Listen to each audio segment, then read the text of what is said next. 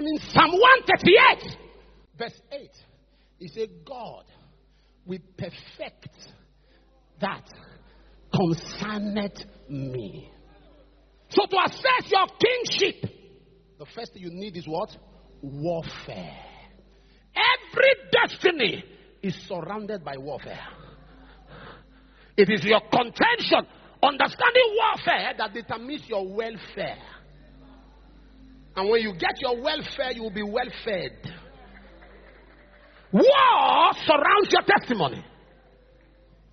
You see, don't copy. You see, don't act like Solomon, who you think had no war to fight. David contended for Solomon, 66 battles and 1 war. But when Solomon became a king, he operated warfare, but with wisdom.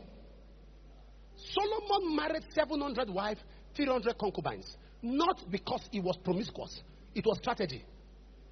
Solomon had 700 cities around him and 300 regions. So he picked a princess each from the palace. So no king could fight him because you can't fight your in-law.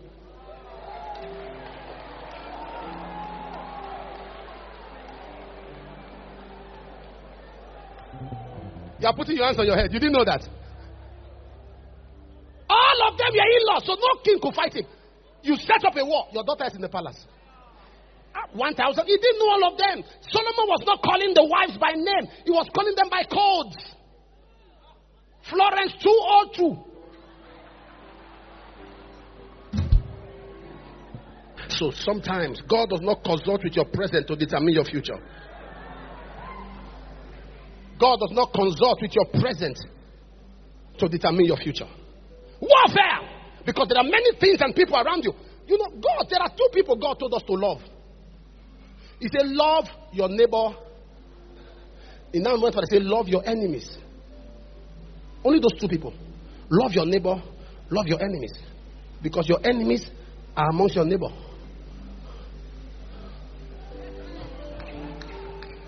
Love your neighbor, love your enemy, because your neighbors are your enemies. Those you think are close to you are your problem. To assess your throne as a king, you need power. I love power. I love power. If there's anything that attracted me to Papa over 25 years ago, it's power. Somebody say power. Somebody say power. Somebody say power. That was what attracted me, sir. Power. We are in a generation that if you lack power, this world is too busy to know you. Power. Dimension. And what does it take to enjoy this power? To access it. Hunger. Somebody say hunger. Say hunger. Hunger. Moses said, show me thy glory. And God said, there is a side by me. There is a side by me. No man seeth me and live. But yet Moses said, I want to see you. In other words, if it takes my life, let me see you. And God said, you won't see me. I will show you my hinder part. I will show you my back.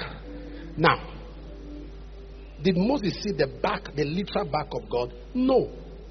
Because if God says no man sees me and live, his back is a part of him. Your back is a part of you. So what does God mean by telling Moses, I will show you my hinder part? He was telling Moses, I will show you where I'm coming from. Who wrote Genesis? Was it there? Was it there? God said, I will show you where I'm coming from. In the beginning, God created. Was Moses there? In fact, Moses wrote where God was coming from and wrote where Moses was going to. It was Moses that wrote and Moses died.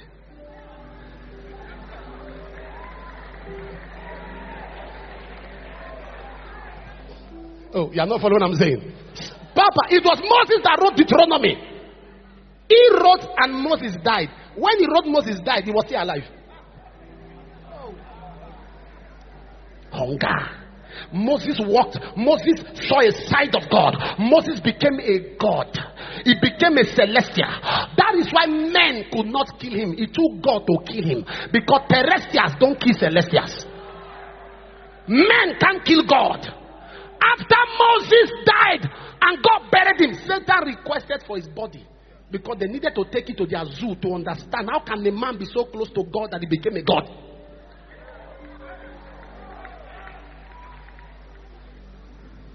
Papa, I tell you today, I've never said this to you. One thing I saw in you was prayer.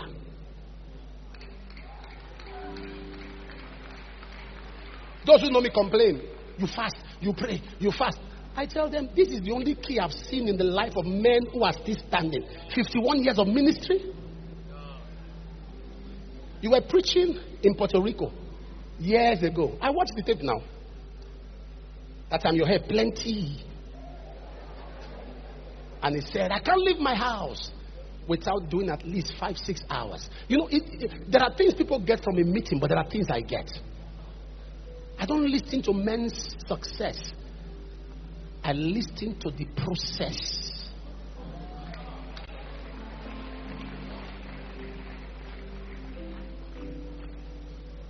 No, I'm honest with you. If I tell you now that I'm poor, I'm unfair to you.